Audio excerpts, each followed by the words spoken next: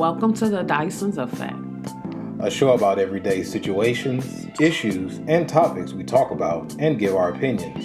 We may even listen to yours. We are your hosts, Johnny and Teresa, also known as Mr. and Mrs. Dyson.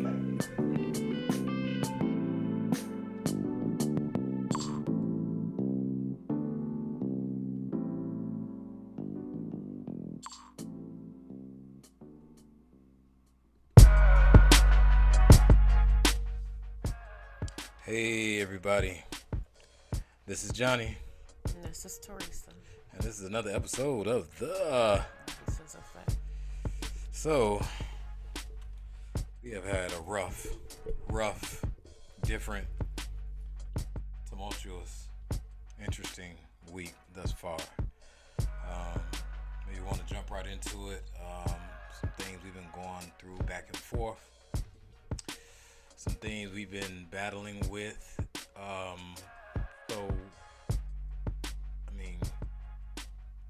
How did everything start? So we go right ahead. No, go. Well, recently you've been in the hospital. And this was a traumatic experience, from your opinion, because it was you. Yes. So she's been in the hospital for 7 days, what? 7 whole nights. 6. Okay. So like 30. So before that, how did it all start? Well, it was the reason for me, I guess, going to the ER was because of extremely heavy bleeding and extremely large blood clots every time I used the bathroom. Probably soaking through a pad, like the thickest pad. I don't even wear those, but I had to get them. Soaking through those probably in 30 minutes. But for me, so it started March 27th, bleeding, which was the second menstrual for me in March. But I didn't think nothing about it because if I have hormone issues, so if my hormone levels is off, it'll do that. So, well, not just to jump over that. The hormone issues is from your thyroid issues. I had thyroid cancer. I had my thyroid removed. She had her thyroid removed, and the thyroid she had removed is right here in the front of your throat, and it's like a butterfly, right? Mm-hmm. It's like a butterfly. Yeah, and it goes like over your esophagus right here, and she had it removed. Yes. So, okay. So then, you had you thought it was a hormones issue. Yeah, so I didn't think nothing of the second menstrual. I only got worried when the menstrual was extremely heavy. I was going through a bag of pads in one day, which is definitely not how I roll. So it happened that Thursday. It ain't how I roll. And I was like, okay, I'll give it to Friday. Maybe I'm just going to have one day of heavy bleeding. Friday comes, nothing slows down, it continues. So we originally had plans to go to Florida. Thank God we kind of didn't. I guess things happen the way they're supposed to happen. Things happen the way they supposed to happen. Because we were supposed to go to Florida that weekend for spring break. I'd have been in the hospital in Florida because I don't know if I would have made it back. We'd have to get back home. I'd dropped you off. And so I definitely wouldn't have been able to come back the way I was bleeding. Anyways. So Friday comes, but we ended up just staying here because we didn't feel like going. Jiraiya didn't want to go. So I was like, well, maybe we'll try to go in July. So I was like, well, let's just get a room in Atlanta somewhere and just let her swim, go to this new arcade. They just opened up. And through all this, I don't think nobody really knew how much I was, bleeding until I said it. I kind of just pushed through the weekend. But you cranky? Yeah, I was irritated because it was like every time I moved, not to be so graphic, but blood was gushing out along with the blood clot. So I was constantly running to the bathroom. But, I still tried to make the best of it. And for her anyways, I guess I I should have went to the emergency room that Friday. I shouldn't have waited. But So this is Saturday now, right? no, this is still Friday. Okay. Come Saturday, I'm thinking it's going to once again slow down. Did not slow down, and then Saturday that's when I started feeling weaker, very tired. And I'm like, okay, we just got one more day. Like in the morning I can get up and just go to the hospital. So Saturday night, it was probably 1 or 2 in the morning. I went to the bathroom and literally a blood clot, probably the size of an orange, came out. And I was like, I started to wake him up and be like, I need to go now, but I just laid there. Yeah. I just laid there, and because we had Kaden, we had Jiraiya, I was just like, okay, it's just a couple more hours. So we get up that morning, shower, and we drive back to where we stay. And I got dropped off at the emergency room. By the end, I was really weak and shaking because I'm losing so much blood. So I get to the emergency room and tell them what was going on. I felt like they moved fast. They got me in the back. They did. They put a heart thing on me because my heart had been racing. And they took some blood and whatever. Then I came back out. They put IV in my arm. I guess that's the new thing now. Put the IV thing in it just in case they need to do anything. I came back out. Then the girl came and got me, and they was like, well, we're going to do an x-ray of your chest. I guess they thought because my heart was racing, I was having a heart attack or something. So they did that. And then I came back, and before I could even sit down, they called me to the back and put me in a room. And so I was in this room for hours. They came in and they did a pelvic x-ray, ultrasound. Yeah. And they did a vagina ultrasound. Then they did like a doctor came in and did like a pap smear.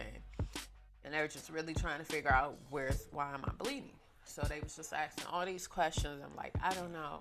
No, this has never happened. I don't know. So then, after going through all that, I kept bleeding out. After hours of being there, I think I went at like 9:30. They probably didn't tell me they were admitting me to probably 2. And they were like, well, we're not admitting you because of the bleeding. I'm like, obviously you are. That's the reason why I'm here. And he was like, no, your kidney is not doing too good. And then there's that. Yeah. If we send you home in the state that you're in, you're going to go into renal failure, so we can't send you home. So you'll be admitted. So I'm like, okay. So he's like... So how you was feeling after you heard that? Well, I kind of knew as long as I was there, because usually in the emergency room, well, no, I'm lying. They will have you there all day and not keep you. But I just knew it because I was just losing too much blood. It's not normal.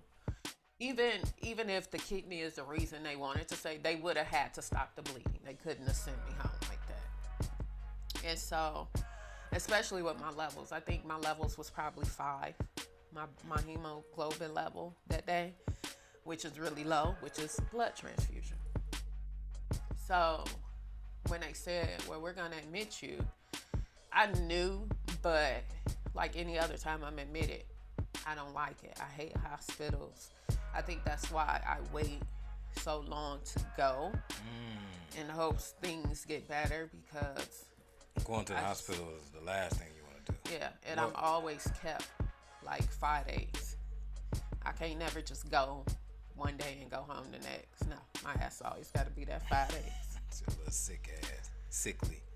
So, okay, fine. What can I do? Can we have visitors?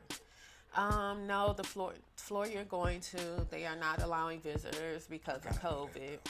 So he couldn't even come up there. They don't I kind of knew that. Let nobody come in the emergency room. If you come with somebody in the emergency room, they're telling that person to wait in the car for you. Yeah, I kind of knew that with the So that was really double depressing, because it's like, I don't know what's going on. you up there by yourself. And then you can't have anybody up there. So first, hold on. So to maybe break it down to paint the visual, we wanted to do something for Jiraiya to get Jiraiya out of the house because she do Home virtual schooling. So we went to go get a room just so she can go to the swim in the pool because there is no pools open and like that. And the area we live in, it was 45 minutes away out in Kennesaw. Mm-hmm. So we wanted to drive. We drove out to Kennesaw. It's not really that far, but so that's why when we was already out there, because for the people that know the area a little bit, Kennesaw's Cobb County. We used to live in Marietta's Cobb County, so we kind of know that area a lot anyway. Plus, we used to shop over there. So we was like, we not really far. We're in a familiar area. So why don't we just, you was like, why don't I just tough it out, see how long it go? And I guess in this process, that's when all this stuff was happening. So then when you in the hospital, that's why you like, so I'll say this then. What started, this might be easy to answer for you. What started you hating the hospital because you already had to be like, do you remember what started that? I mean, past health issues. First, it was the lump that had to be surgically removed, but that was outpatient. So, but it was a lot of visits and biopsies and things like that. And then, no, I'm going to probably say no, because I think that the lumps under my arms where they had to like cut it open and get them out. Explain that people don't understand. I think that was after the lump in my So chest. you had polyps in your armpits, and they had to they would have to dig them out. So it would be like little holes in my armpit. Yeah, like pus. It was like while pus. I'm woke. Yeah. Yeah, it was like pus leaking. So they had to cut open the armpits and scrape them out, basically, and then sew them back up. And it wasn't one side; it was both sides. Mm-hmm. And I would have to stay in the hospital a couple days for that. That was very, very, very, very painful. After that meat tender up under that shot. So first it was the lump that just appeared in my chest wall, probably in 20. 12 or something. Yeah, like was that before Jiraiya was born? Yeah, it was before Jiraiya was born. Okay. So it was like one night she was in 10 then, wasn't she? She was born in 2010. So yeah, this like happened in 2008 because this happened in 2008 because I was in school for medical billing. And so one night I was about to cook dinner and I rubbed my hand across my chest and I was like, I had a lump. That wasn't it. We was in the kitchen sharing with Boulevard. You was like, go to the emergency room. I thought we was doing that P90X, and you felt it. And I went to the emergency room. They didn't do anything, but thank God I had an appointment with my PCP the next day. And when I got there, she was pissed because the emergency room didn't do X-rays, ultrasound. They didn't do anything. They just sent me home. And she immediately sent me to an oncologist. And from then, that's when everything like took off. Like with the biopsy, them telling me they had to remove it. Right. So once that was removed, and we got the biopsy report back, which is a pathologist report, it showed that it was a Castleman's disease. A Castleman's disease is a precursor to lymphoma cancer. So what made it not cancerous, I guess, is because I didn't have any lumps anywhere else. So basically they was like, we removed it and that was it. But from what my understanding was, I guess when they did remove it, the doctor told them I had cancer, right? Yeah, and that was life-changing. I was going to have to start chemo immediately and this and that. But thank God they waited on, I guess, the pathologist report, which they send it off and they dig a little further to see, what it is exactly is. And I'm glad they didn't just start me off with chemo because that just... You did do chemo though. Remember? I did like a radiation. A radiation. Yeah, so it was like a peel. A peel. A radiation peel. Yeah. So that was with that. I've never heard of Castleman's disease until that happened. Go figure. So then the lumps started coming under my arms. So that's when they thought it was cancer, because they said if any lumps came back anywhere on my body, that it definitely would be lymphoma cancer. But it just ended up being benign lumps that happened. Then This sound like a lot of fun. and this was all before I was even 30. Yeah. And then thyroid started acting up. My neck was like Swole. like you could see how swollen my neck was from it. So Let me get off the topic a little bit. You know, they've been posting a lot, being that you talking about your throat is swole. You know, they've been talking a lot about how girls like being choked. So I wonder, when your throat was swole, when you walking around, people are like, she must like being choked and all that stuff. You know, that's a thing though. I'm being serious. That's a thing. Women like being choked. Okay. So. all right. So anyway, and we were still in Columbus when all of these first ones. So they got OSU, Columbus, which is Ohio, their yes. biggest hospital. People travel there from all over the world for, to see the specialist. So I was in good hands. I did have good oncologist doctors there, which is blood doctor, cancer doctor, which however you want to equate it. So I did have good doctors there.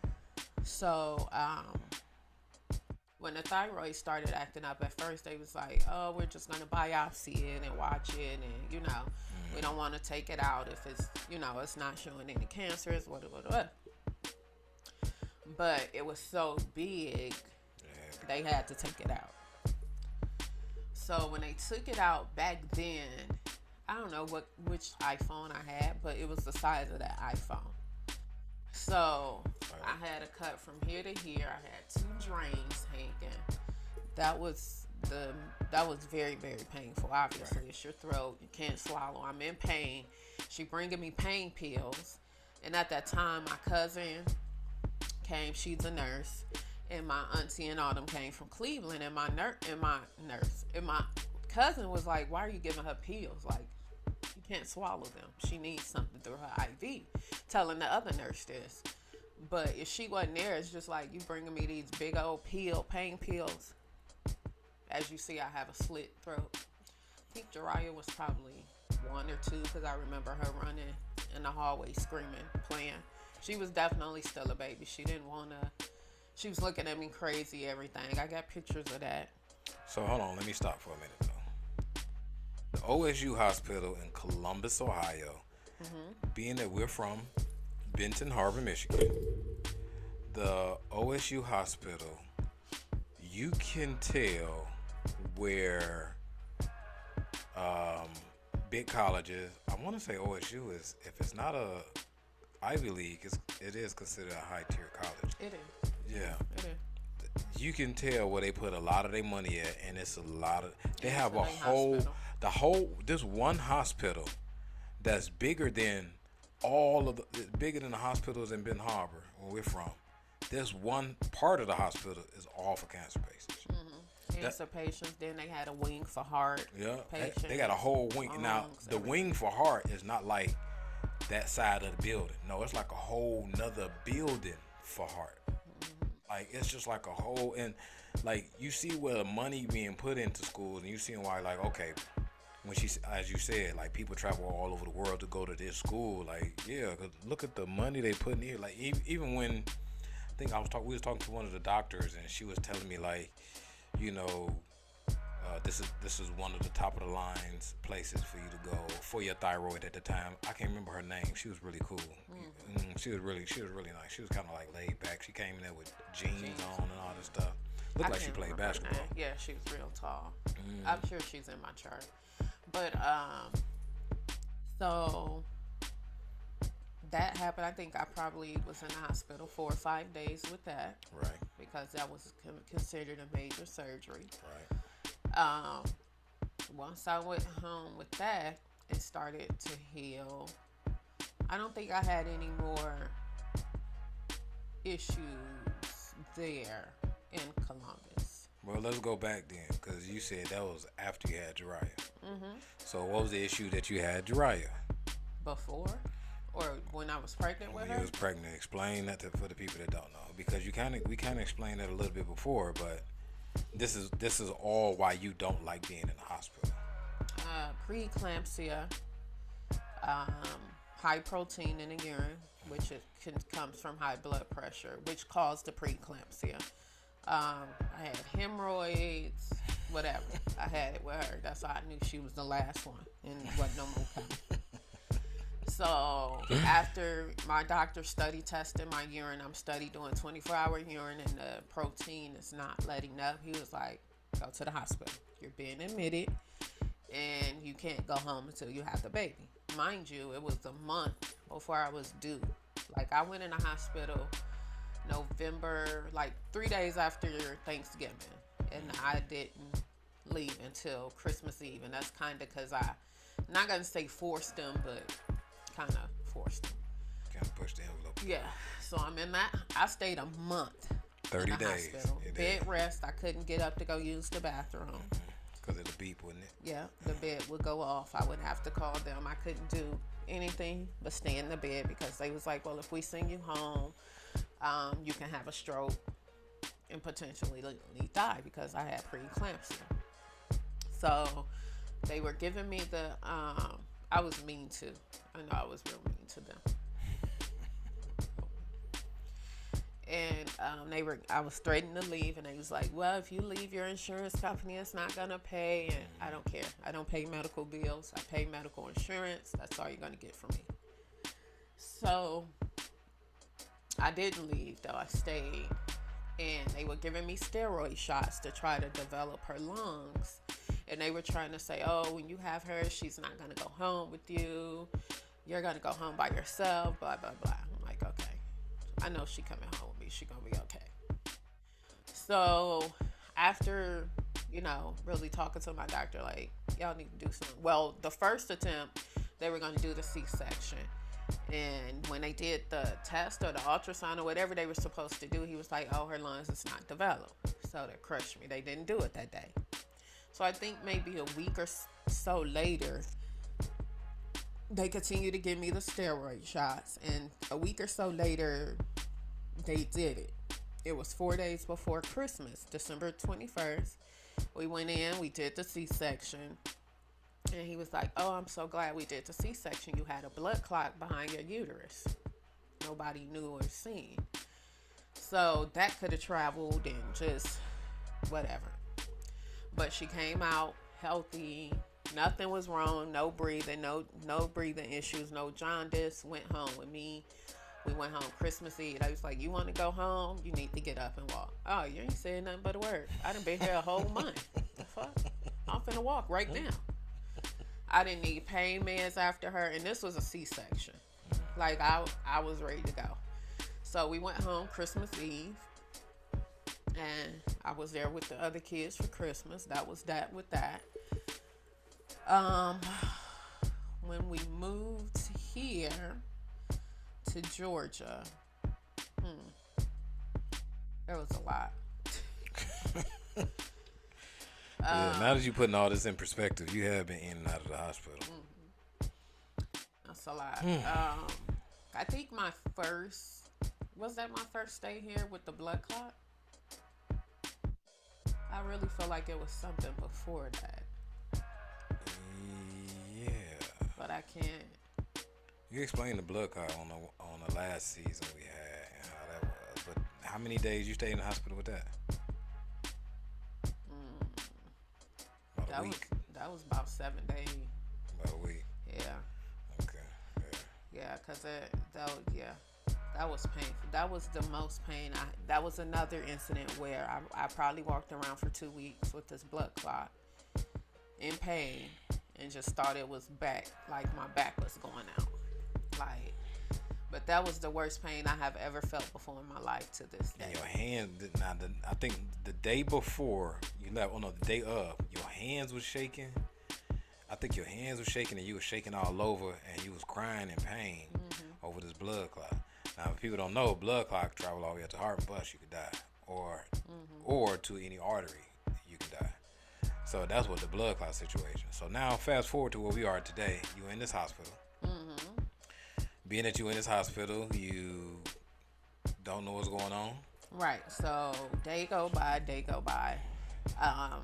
They're like, oh, well, we gave you fluids and it looks like your kidney numbers is getting better, but your hemoglobin is dropping. So we're going to give you a blood transfusion. Have you ever had one? No. So I immediately start crying because I never had one. So that's the first blood transfusion. So then they test the blood. The blood still wasn't where they needed. The doctor is ordering you to do a second blood transfusion. Dos. What? You giving me blood, it's coming out of me. Obviously, we need to figure something else out. So then here comes 3 and 4. I get 2 blood fusions in one day. 3, 4. So I'm like, oh my goodness. So I'm just like, what is the bleeding for? Nobody knows. They're like, everything shows nothing's wrong with your uterus. We don't see any fibroids, we don't know. So then the OBGYNs doctors start coming in and they send a male doctor, which male doctors should not be OBGYNs. You don't have a lady part. You don't understand certain things of a lady. Like, I need you to be able to relate. And that's just my opinion. So I didn't like him. He came in, he was in and out. So then the next 3 that came in, they were all women. They sat down, they explained things, what our options was, what we could try, blase. Me, I wanted a hysterectomy. I don't need no kids. Take this shit out. You jumped over why you wanted a hysterectomy. So you jumping it a little bit. So let me explain. No, you got to explain. Because I don't know why I'm bleeding. I don't ever want to bleed again. Right. That's what your reason. Yeah. So let me explain it from how the doctors explain it. There's different procedures that you can do. When there's menstrual bleeding, menstrual cycle, and so on and so forth. So one of the procedures is just removing the ovaries, correct? No, removing the uterus and leaving the ovaries. Removing the uterus and leaving the ovaries. Another procedure is the hysterectomy. It was only 2 choices. Now, the reason why you wanted the hysterectomy is because you had it up to here with everything that you've been going on. And what they explained is it ain't that easy. It's steps that you have to go through because that's a major procedure. Like, they have to do biopsies, they have to do this, they have to test for cancer, they have to do all this other stuff, because if they go ahead and just rush and take it out without doing the stuff they should have done before, you can still have major issues. So you wanted to jump all the way on us.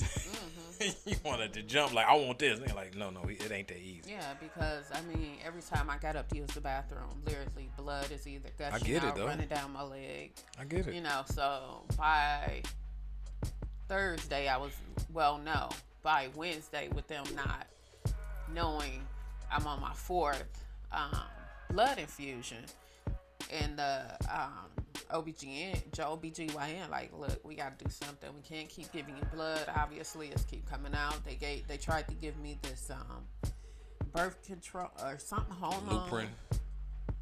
No, that's the second one they tried to give me. Oh, okay. The first one was the first one I text you. They gave me. It's a pill form. And she's like, this is going to stop the bleeding. And, yes, you did. It's going to take, it's going to get worse before it gets better. In 24 hours, you should see a difference. And I'm just like, okay, I'm excited about this pill. They gassed you up, huh? I take the pill. It definitely got worse, but it never got better. It never stopped. So they came back the next day and they was like, did it stop? Did it slow up? And I said, no. I was like, okay, well, it's only two things we can give you because you had a blood clot. We can't give you the other ones. Right. So they was like, we're going to give you the Lupron depot. Well, they're supposed to have been a depot, but they didn't have it. So they had to go with the Lupron shot.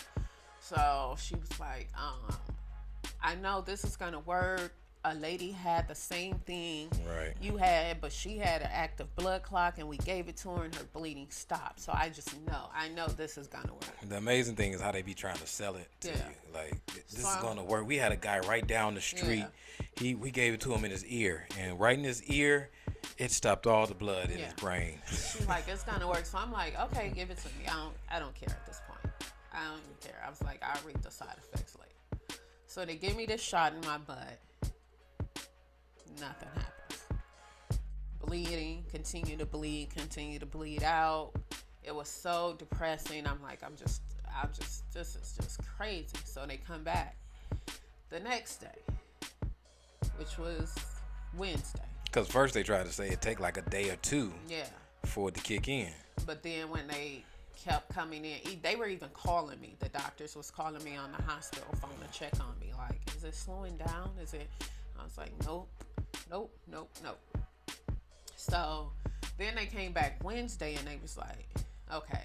First they wanted to do an ablation, which was going in and burning the uterus, some of the uterus. And so I'm like, whatever's gonna stop the bleeding. I don't care. So then when the surgeon, the doctor surgeon comes in, which is the OBGYN, she comes in. They take me down to her when they all say, okay, we're gonna do this on Thursday. We're gonna schedule this. Don't eat anything. Blah blah blah. Okay, the procedure. It's a different. The endometrial ablation. Yeah. Right. Ablation. Okay. So that's what in my head I thought they were gonna do, because that's what I was told they were gonna do Wednesday. But then Thursday morning comes and they come in. They're like, your blood count is still low. Right. You're still bleeding. So we're got to take you over to the women's side, OBGYN side, to see the doctor and the surgeon that's going to do this procedure on you. She wants to examine you. So I go over there and she examined me and she was like, oh my God, I just pulled the blood clot out of you and you're still bleeding.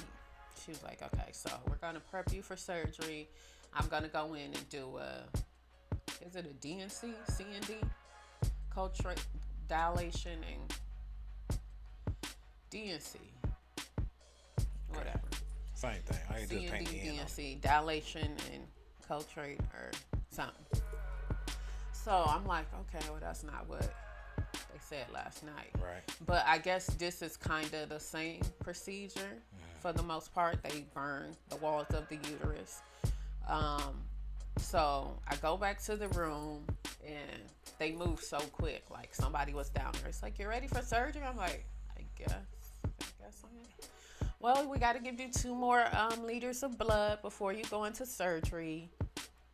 So that brings my total to 6 blood transfusions. 6. Within Tres. 5 days. 6, I mean. 4 or 5 days. Oh, let me do it in Swahili. Hold up, I had it in Swahili. It was Moha Mbili Tatu Ne Tanyo Sita. We on Sita right now. So that brings the total to 6 blood transfusions, Sita. which is very, very retarded. Like, you shouldn't have to give anybody that much blood. Well, it's not no one's fault. But I'm just saying. So, okay, they take me down to prep me for surgery.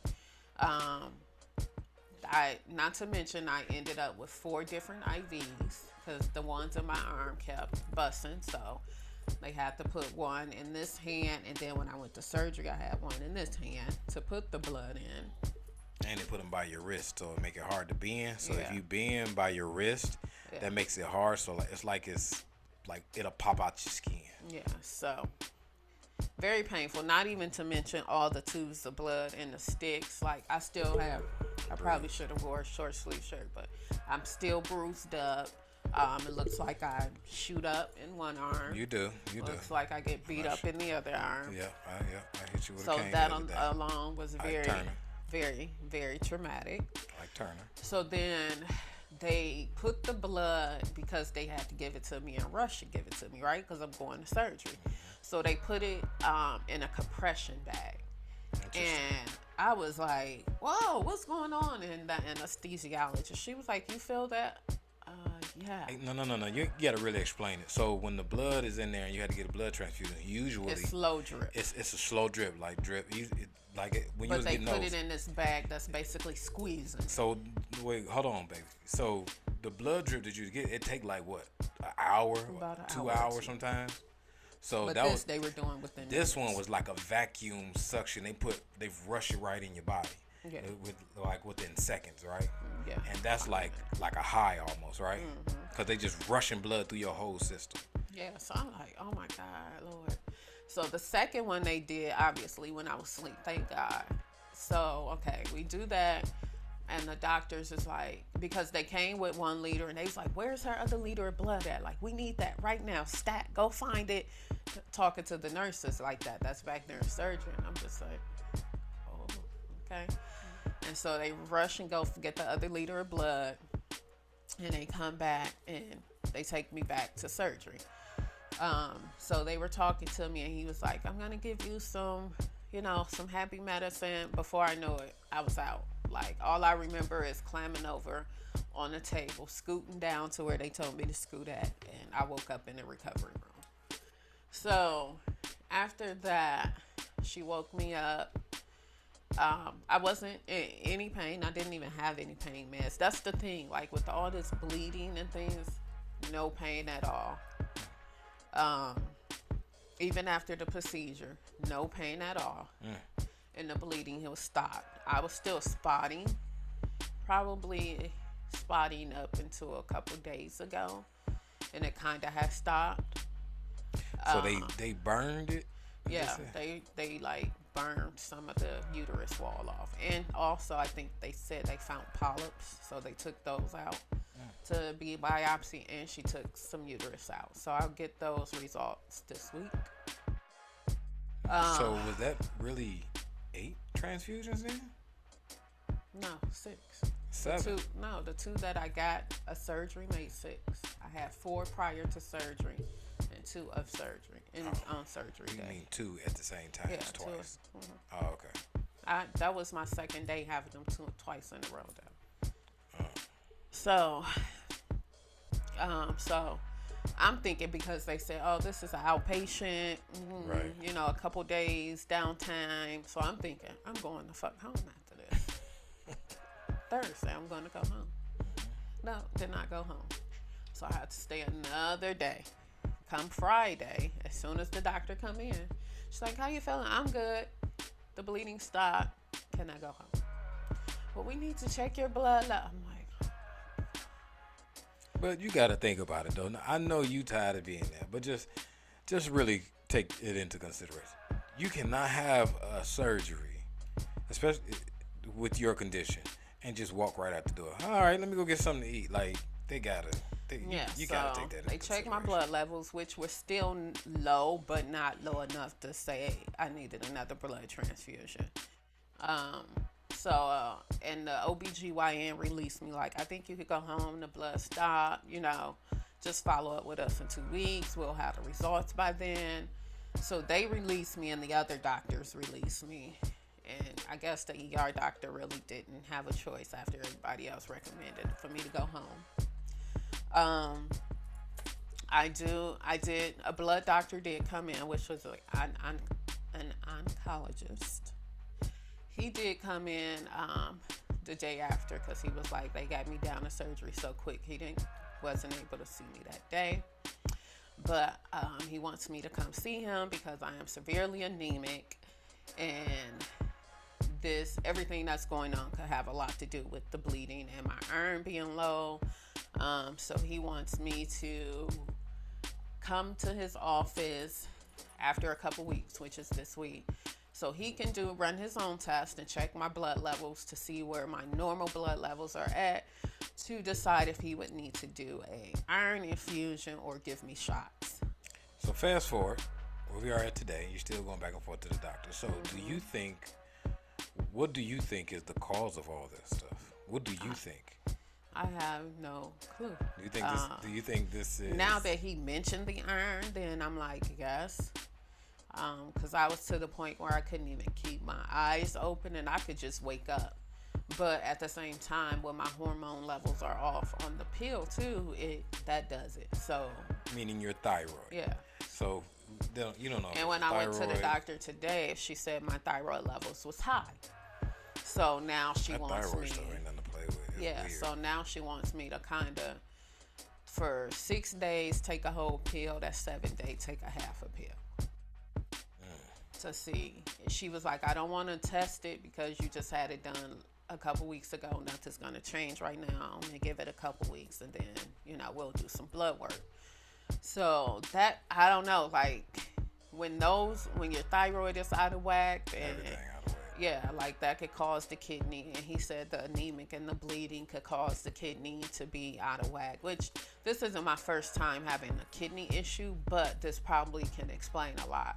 Like I do have to do a 24-hour urine for my kidney starting tomorrow for my kidney doctor, and I have to go get some blood work. What's today? Well, this is the thing, though. Yeah. Yeah, I gotta do that. This is the thing, though.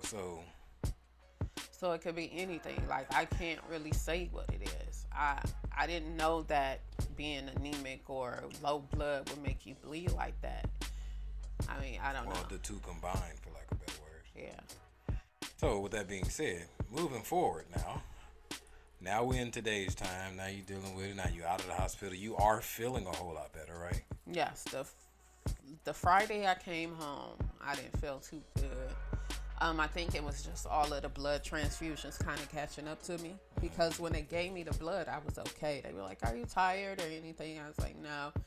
You wasn't moving around either. So when you came home, But then when I got home that Friday, I kind of was very exhausted. Saturday, I was extremely exhausted. And then Sunday, I woke up and I was like, oh, I'm better. But then still to this day, if I try to do a lot, like pick up, clean up, I get really, really tired. And you have I a rare get dizzy. blood type. Yeah. What if people try to kill me? Whatever. It ain't like it's a vampire that's gonna come out and get you and suck all your blood. But being that you have a rare blood type, it also makes it rare. I guess the issues are rare too when you go to reading about the blood types. Yeah. So, I have my follow-up appointments and get results back. I'm really not. I want to know it. I hope they have answers for me, in the lack of better words. I don't want to go there and they still don't know, because then I'm going to be, I don't know. I'm going to be kind of Don't hang it over your head. Don't overthink it. I'm just kind of questioning doctors. I like if this they shirt don't too. know. This shirt showing my muscles a little bit. And then why did you do that? Look, the other day, y'all. Let me explain this, y'all. The other day, I was like, you don't see my body, like you don't see like my arms and shoulders. It's like show a little bit. I can show a little bit of my arms coming in a little bit. The shirt just look like a John Cena shirt a little bit. But anyway, I was like, you can't see it. What you say? You look alright. I see a little something. I was like, okay, alright, okay. Keep not giving me no compliments, shouting. Like you don't see the back. Like even my back is coming in, and she ain't give me no compliments. But when we went out the other night, boy, you made sure you threw on something like, I'm out the hospital. Look out, y'all. Here I come, world. You was like, it took a lot to get to that point too. Yeah. I was beat by the end of the night. Yeah. But it really wasn't any. Well, it was a couple restrictions for 2 weeks until I get cleared by them. But let's just say this though. So this is what I want you to reflect on though, and it goes for people that's listening. Something to think about. I don't want you to just think about the stuff you went through and it was a headache and all that stuff. I want you to think about where you are at, to be thankful where you at, because it could be worse. Like all the stuff, I mean, you listed all the times you've been in the hospital. You listed all the times you went through those tumultuous times and the body pain. Believe it or not, every time you was in the hospital, you had all of your family with you. And this may sound weird for some people that may not understand, but for me, while you was in the hospital, I was not scared. I was not nervous because you was up walking around. You was talking. You wasn't in any pain. It wasn't weird or anything. And then with all the other stuff you've been through before, I knew you was gonna come home. I knew you was gonna be alright. It was a little rough. Yeah, I don't the know not about knowing. the second time not knowing and all that. Just seeing, I guess it's one thing to actually see the blood. But it's another thing to experience it. Yeah, like yeah. Because you was getting the blood transfusion. I think what the weird part was, for you maybe, the blood transfusion. Like it's one thing, the blood's coming out, but to see like, okay, now I need blood once, twice, 3, 4, 5, 6, all these times, 7, and all these times, and then the last 2 times was double doses of the blood that you was needing. So that's the experience that I think that's freaked you out. But I also want to, say like, being that everybody's behind you. That's one of the things, the good thing when you have people fighting for you, praying for you. Like we have so many people praying for you, making sure you was all right. I received some nice balloons, all flowers, the people, everybody was gifts. sending you nice stuffs and gifts and everything. So everybody had your back in your corner. So that's the good thing. And another thing is, if that ain't no eye-opening situation for you to do whatever you want to do, anything you holding back on, that's the opportunity. Like if you scared of not pursuing your dreams, if you scared of not doing what you do, living your life, going through something like that, like that's an opportunity to wake you up. Like you shouldn't be afraid of nothing. Like what and not just using you, just saying anybody in particular. Like think about it in general. Like what are you really, really, really afraid of? Like it's people that, like when we talk about, where we're from, Ben Harbor, and I compare it to hospitals, it's people that are scared to leave Ben Harbor because that's what they know. They don't know nothing else. So I'm just saying that as an example. It's people scared to go to college. It's people scared to go, pursue their dream, and scared other people gonna talk about them. Scared all this other stuff. So when you go through something like that, like you have nothing else to be afraid of. Nothing. You got nothing else to be afraid of. Everything you was holding back, go on, let it out. Anything that you need to tell somebody, go on, tell them. You been in the hospital this long, you might as well go on, tell them. I mean, because on the opposite end, what else do you have to lose? Like what else do you have to lose? You was going through a tumultuous time in the hospital. So let's just take people that's going through the COVID situation, and they came out of it. You came out of the COVID situation. You should be living your life. And it doesn't mean spending money or going on trips, trying to, live it up while, or what they call it, living high on the hog. It doesn't mean that. It means not having no regrets. Like, don't have no regrets for somebody else's sake. Don't try to make nobody else feel good and you feeling bad. Don't try to hold your emotions just because you don't want to let nobody else feel how you feel. And that doesn't mean you should tell them. But that just means, like, this is a first step for you and anyone else that has been through anything to start living life stress-free. If all that was stressful, you can be stress-free now because of what you done been through. Like, this... I say this before. I said this before to one of my cousins, my friends, that sometimes we don't see who we are and what we can be. You know what I'm saying? Like, so if God knows, if you can see what God sees, you will understand why He putting you through it.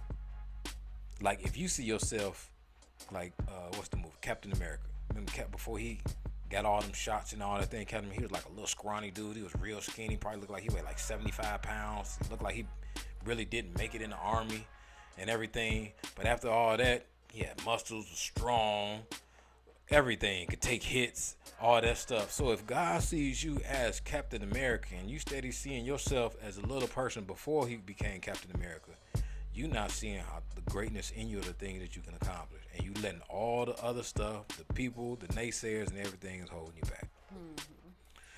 So, I'm going to end on that one. Drop that little knowledge on them, shouting. So, we gone in this episode like that. Everybody, we got good reviews for the past episodes we did, so look forward to the next one. Anybody got any questions? Circles, I'm gone. Oh, okay. Tired. Oh, okay. Anybody got any questions? They can email us at The Dyson's Effect at hotmail.com. good, and they can reach you at. Oh, you can say you cheated a little bit. Okay, they can reach you at Instagram. I am his Mrs. Dyson. You sure is with your fine ass. And you can meet me at Your Benevolent Coach on Instagram and Facebook, and on Twitter, Benevolent Coach. We're working on some big things coming up soon. Stay in contact with us. Email us. We got a few topics that we're holding back on. So, this is Johnny. And this is Teresa. And this is another episode of The Dyson's Effect. Peace, love, and blessings. Peace.